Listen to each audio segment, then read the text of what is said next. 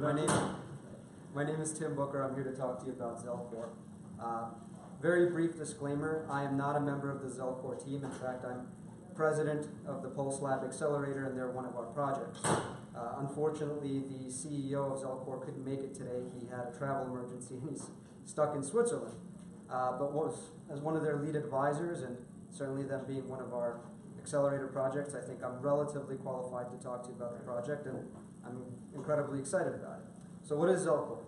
ZelCore is a multi-asset encrypted wallet, and it comes with the added benefit of a built-in decentralized exchange, which allows for the management of your digital assets.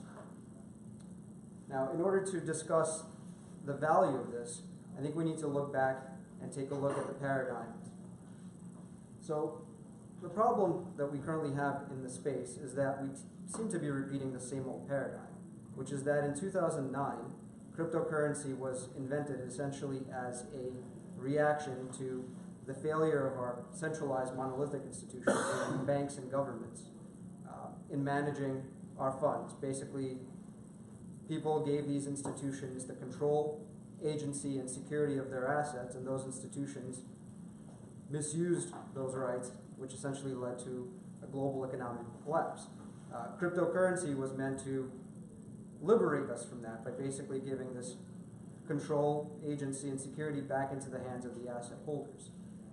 Fast forward 9 years, we're in 2018, and you look at the space, and it is serviced by not decentralized institutions, but by Binance, Coinbase, Gemini, Bittrex, all monolithic, single point of failure, centralized institutions. Why is that? And by the way, Gemini is a licensed New York bank. Let me allow that to settle in. We've basically taken cryptocurrency, which was meant to liberate us from centralized banks, and we're taking our assets and we're sticking them back into a licensed central bank. What went wrong? Why hasn't blockchain changed this? Well, I think personally that it's a want versus need dichotomy. The human race basically is intricately capable of choosing its short-term wants over its long-term needs. What we need is control, agency, and security of our assets. What we want is convenience. And the first generation of decentralized services did not provide that convenience. The UI UX was poor. Basically, you needed to learn to become an amateur software developer in order to set up a wallet or otherwise trade your assets. There was a complete lack of regulatory compliance, and this was sort of a cultural issue. The people that wanted to rebel from the centralized institutions also sort of forgot that there were such things as government and government agencies that, do not let you rebel too far. And this basically catalyzed all these regulatory agencies to come after decentralized products with a vengeance. 3, subpar speed and scalability. If you've ever used a decentralized exchange, you know that you can't trade one asset for another and immediately trade the asset that you receive from some other asset, right? There's a time lag due to the slow nature of validation on various blockchain ecosystems.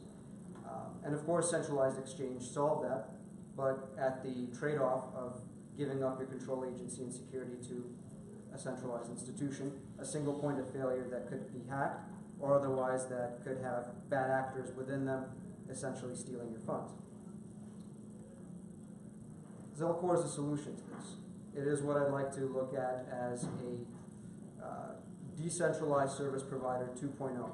It learned from all the mistakes that caused decentralized service providers to be ironically disrupted by the centralized institutions, and is now seeking to re-disrupt those centralized institutions by bringing convenience back into the hands of people who want control, security, and agency of their assets. It has an outstanding UI UX, meaning that it is clear and as recognizable and familiar to you if you've ever used any of the centralized exchanges.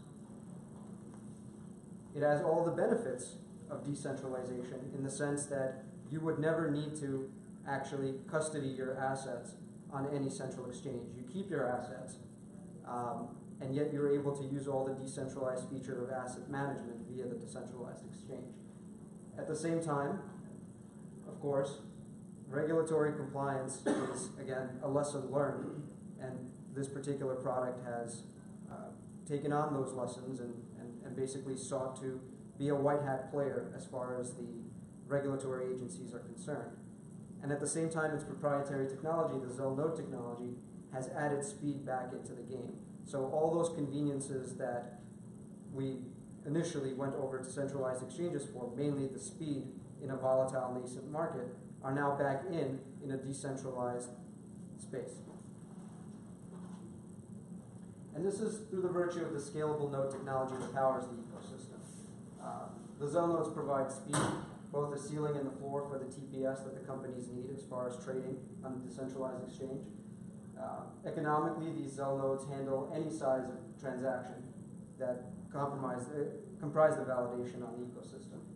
And computing power is provided, which allows for scalability as more and more users use this ecosystem. The company is currently seeking funding. That being said, the technology is actually something like 80% complete, in the sense that the wallet has been fully built and functional for close to a year now, and has a user base. And in the meantime, the team is finalizing the development of the decentralized exchange that is connected to the wallet. Right now, it's seeking $500,000 in funding. Pure equity raise, it's a convertible note, 20% discount, $5 million pre-money cap, basically a traditional tech raise. And it will be, as of January 2019, basically first quarter 2019, seeking a secondary raise of $5 million purely for business development purposes, because by that point the technology would be completely ready and operable. With respect to the team, we have some of the biggest players in blockchain development. Lumi, Vishi, and Tadej Mehta are in fact some of the most sought after developers in the blockchain space. They were galvanized to join this project by Miles Manley, who, back to the disclaimers, is a 16-year-old genius. And certainly, and I'll tell you this, when I first heard this, as part of the Pulse Lab Accelerator, I said, I don't want to work with him. He's 16 years old, what does he know?